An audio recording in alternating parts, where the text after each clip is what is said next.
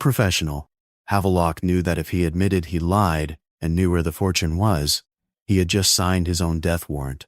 And our people, the United States intelligence people, and the Kennedy clan sure didn't want the return of the gold to Diem's sister-in-law or to the present regime of Vietnam, so they could care less about the 10 million in gold. They were spending that much in a day's time, foolishly, in Southeast Asia.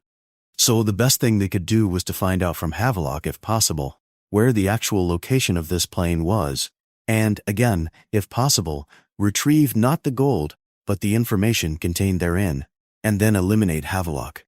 Havelock was smart enough to know that as long as he didn't talk, he had a life ahead of him. So he decided to play it cool, and so did the intelligence people. Note: this don't make sense. He stuck with the story that he didn't know anything and was pulled off the side of a road.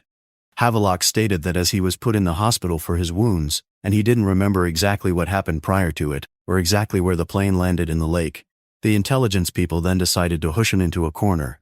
He was approached directly then, instead of a surveillance deal.